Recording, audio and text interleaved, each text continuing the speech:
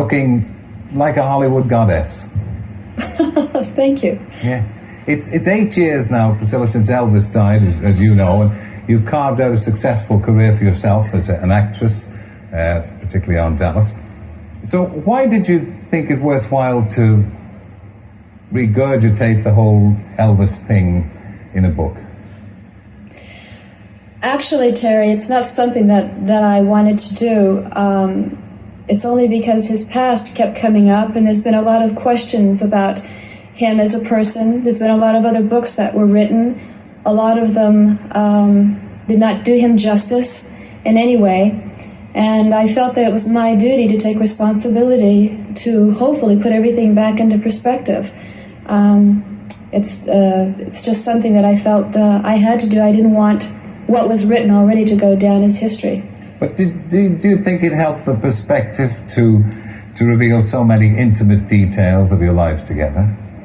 Oh, I don't think I revealed any intimate details as much as what I was doing is putting it back into perspective. I keep going back to that because obviously all the other stories that have been going around, the rumors for all these years, the books for all these years, for the past 8 years, in fact, have blown everything out of perspective.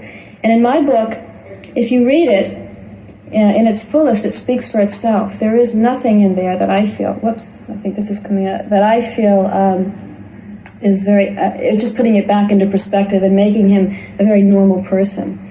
But he doesn't come through as a normal person in the book. He doesn't? Through, well, no. Well, normal. Because, just for instance. I got it, okay. Good girl. For instance, I mean, you didn't have, you slept together but didn't have any sex together for something like 6 years. What's normal? What's normal? I mean, that was years ago. That was tradition, wasn't it? I mean, but then in the book, I think today what's happening is more abnormal than that.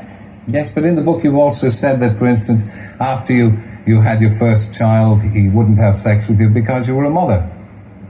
Well, I think I explained that in the book. Yeah. No, but I think I explained that. I don't think he should be condemned. Sorry, this thing. Okay, can you hear me? Yes, you're coming through loud and clear. Okay, I don't think he should be condemned for something like that. I mean, we all have problems. We have personal problems that, thank God we're in the 80s today and we can discuss them and talk about them. You have to remember we're dealing with the 60s. It was very difficult to communicate certain, let's say, insecurities or problems that we've lived with for many years. This is the 80s. And we're fortunate to have it, and I think we're much more communicative than we were back in those days. Elvis fans, though, do feel and have expressed the feeling that you've been very disloyal in the book. Right, I understand that, and I feel I don't feel that way. I mean, I don't think many of the people here in the United States feel that way. The book has been #1 for 5 weeks. My daughter has read the book, in fact, not just once, but 3 times, and absolutely is ecstatic over it and puts, again, everything back into perspective. I think it's very painful what's been happening over there. It's not like that here. Have you read the book, Terry? Yes, I have. And do you feel that it's a disloyalty? I think that it makes him a human being. It makes him very sensitive. It makes him a person that one can deal with, and not this idol or this robot. I think it was. If people want to know what happened, it's in the book, and that's exactly what happened. I don't think I was harsh with him by any means. I dealt with it very sensitively. It was 4 years that it took for me to write this book. When you were 15, you went to, your parents allowed you to go and live with him in Graceland. If you read the book. I did read the book, yeah. I'm sorry, go ahead. Yeah. I'm sorry. You have a 17-year-old daughter yourself now. Would you let her do that kind of thing, even in these free living 80s, as you say? Well, I think we have to, I can't in general say no, absolutely not. I think you'd have to take each situation individually.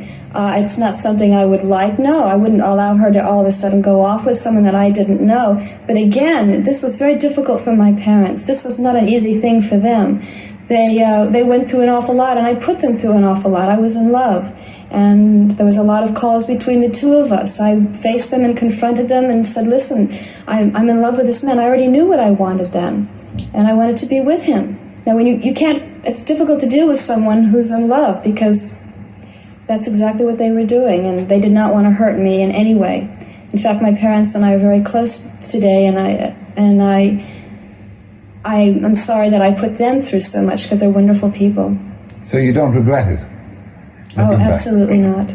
There's stories in the book about Elvis's temper, about how he would overreact perhaps to television shows he didn't like. Right. Well, we all have tempers, don't we? I mean, he was able to afford his temper, let's put it that way. I mean, if he were to get upset, I mean, haven't we all felt like that? If we saw something we didn't want, I mean, if we could just take a gun or just kick it and get it out of the way, we would probably all do it, and he would replace it in a second, so... He used to shoot the television set. Pardon me? He shot the television set. Yes, he did. He did. He shot quite a few television sets. How did you find over the years that his millions of female fans would react to you? Did you find them antipathetic to you? You mean the years that I was married? Yes. Again, I can't. In general, most of them were very, very good. And then again, you had the select few who were wish they had been in my place and would have done anything to have been in my place. It's a normal event that I guess happens. Well, they would have given everything to be in your place, and they obviously didn't understand when you walked out on them in the end. No, I don't think many people could, but it was just a decision that I had to make, and I had to watch out for myself and more or less make the decision for myself. It was difficult, it was not easy. Elvis and I remained good friends even after the divorce. In fact, probably more so than when we were married. We were able to come to each other under different terms and really talk, and that was quite nice. And what about Dallas? You're happy as in the part of Jenna Wade, are you? Yes, I am. Jenna is doing well, and I'm very happy. It's been tremendous for me. Well,